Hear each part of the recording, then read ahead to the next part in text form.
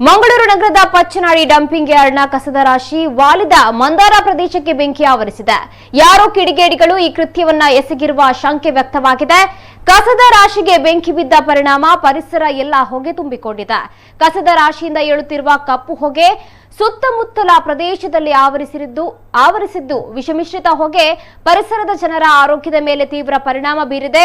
ಕಳೆದ 2 ವರ್ಷಗಳಿಂದ ಈ ಮಂದಾರ ಪ್ರದೇಶ ತ್ಯಾಜ್ಯ ಸಮಸ್ಯೆಯಿಂದ ವಿವಾದದ ಕೇಂದ್ರಬಿಂದು ಆಗಿತ್ತು. ಜನಪ್ರತಿನಿಧಿಗಳ, ರಾಜಕಾರಣಿಗಳ, ಅಧಿಕಾರಿಗಳ ಓಡಾಟದಿಂದ ಪ್ರಮುಖ ಹಾಟ್ಸ್ಪಾಟ್ ಆಗಿತ್ತು. ಇಲ್ಲಿನ ಸಂತ್ರಸ್ತರಿಗೆ ಸಿಗಬೇಕಾದ ಪರಿಹಾರ ಕೂಡ ಗಗನಕುಸುಮವಾಗಿದೆ.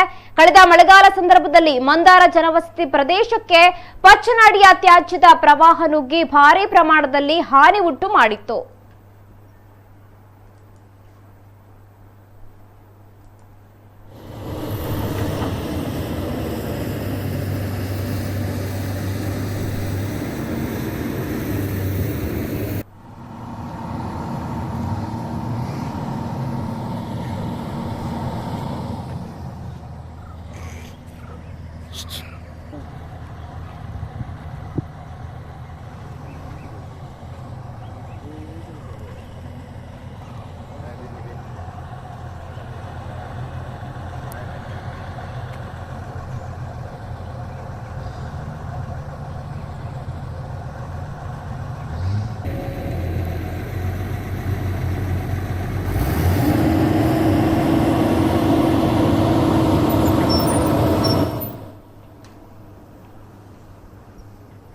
ಈ ಹಿಂದೆ ಕಸದ ರಾಶಿಯ ಪ್ರವಾಹದಿಂದ ವಿವಾದಕ್ಕೀಡಾಗಿದ್ದ ಪಚ್ಚನಾಡಿ ಡಂಪಿಂಗ್ ಯಾರ್ಡ್ನ ಕಸದ ರಾಶಿ ವಾಲಿದಂತಹ ಮಂದಾರ ಪ್ರದೇಶದಲ್ಲಿ ಬೆಂಕಿ ಆವರಿಸಿದೆ.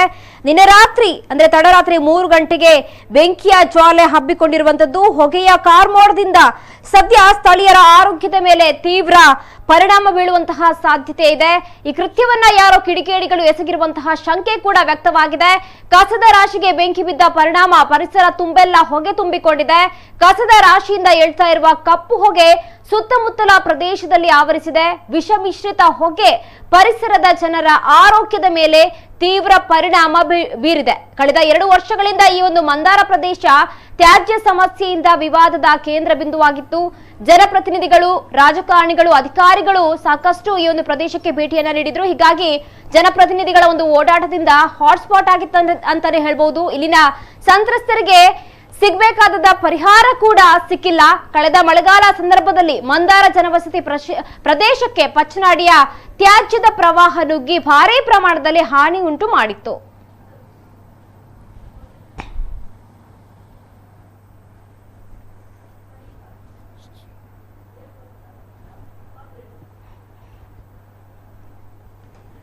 ಈ ಬಗ್ಗೆ ಮಾತಾಡೋದಕ್ಕೆ ಸ್ಥಳೀಯ ಕಾರ್ಪೊರೇಟರ್ ಆದಂತಹ ಸಂಗೀತ ಅವರು ದೂರವಾಣಿ ಸಂಪರ್ಕದಲ್ಲಿದ್ದಾರೆ. ನಮಸ್ಕಾರ ಮೇಡಮ್.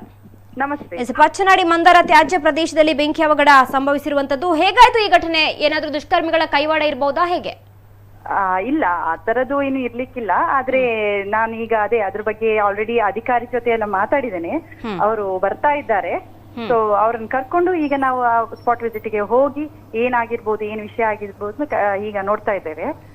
ಸೊ ಅವರು ಆನ್ ದ ವೇ ಇದ್ದಾರೆ. ನಾವು ಈಗ ಇನ್ನೊಂದು ಕಡೆ ನೀರಿನ ಸಮಸ್ಯೆ ಇದೆ, ಅಲ್ಲಿ ಅಧಿಕಾರಿ ಜೊತೆ ಈಗ ಇದ್ದೇನೆ. ಬಟ್ ಈ ಒಂದು 10 ನಿಮಿಷದಲ್ಲಿ ಅಲ್ಲಿ ಹೋಗಿ ಅದ್ರ ಬಗ್ಗೆ ಏನು ಆಗಿದೆ, ಏನು ಮಾಡಬಹುದು, ಅದನ್ನ ಎಂತ ಇದು ಮಾಡೋದು ನೋಡ್ಲಿಕ್ಕೆ ಹೋಗ್ತಾ ಇದ್ದೇವೆ. ಓಕೆ ಮೇಡಮ್, ಈಗ ಈ ಹಿಂದೆ ಕೂಡ ಒಂದು ತ್ಯಾಜ್ಯ ಪ್ರವಾಹನೆ ಆ ಪ್ರದೇಶದಲ್ಲಿ ಉಂಟಾಗಿತ್ತು. ಅದರ ಸಂತ್ರಸ್ತರಿಗೆ ಪರಿಹಾರ ಕೂಡ ಇನ್ನೂ ಸಿಕ್ಕಿಲ್ಲ.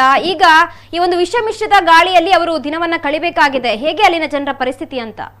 ಇಲ್ಲ, ಈಗ ಆಲ್ರೆಡಿ ನಾವು ಅದರ ಬಗ್ಗೆಯಲ್ಲಿ ತುಂಬಾ ಇದ್ದೇವೆ, ಕಾರ್ಯಪ್ರವೃತ್ತರಾಗಿದ್ದೇವೆ. ಇತ್ತೀಚೆಗೆ chief secretary for the state ಅವರು ಸಹ ವಿಸಿಟ್ ಕೊಟ್ಟಿದ್ರು.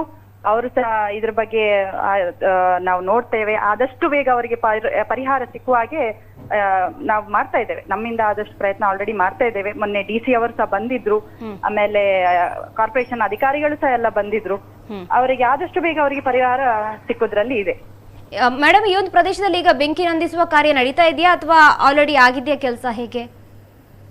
ಯಾವುದು? ಈ ಒಂದು ಪ್ರದೇಶದಲ್ಲಿ ಬೆಂಕಿ ನಂದಿಸುವಂತಹ ಕೆಲಸ ಆಗಿದ್ಯಾ ಅಥವಾ ನಡೀತಾ ಇದೆಯಾ, ಹೇಗೆ? ಹೌದೌದು. ಇದ್ ಮೊದ್ಲು ಆದಾಗ ಅಧಿಕಾರಿ ವರ್ಗದವರು ಆಲ್ರೆಡಿ ಯಾವಾಗ ಬಂದು ಆದಷ್ಟು ಬೇಗ ಕೆಲಸ ಪ್ರವೃತ್ತ ಮಾಡ್ತಾ ಇದ್ರು. ನಾವು ಈಗ ಹೋಗ್ತಾ ಇದ್ದೇವೆ. ಅದಕ್ಕೆ ಏನು ಆಗಬೇಕು ನೋಡಿ ಖಂಡಿತವಾಗಿಯೂ ಮಾಡ್ತೇವೆ. Okay okay okay. ಧನ್ಯವಾದಗಳು ಮೇಡಮ್ ನಿಮ್ಮೆಲ್ಲ ಮಾಹಿತಿಗಾಗಿ.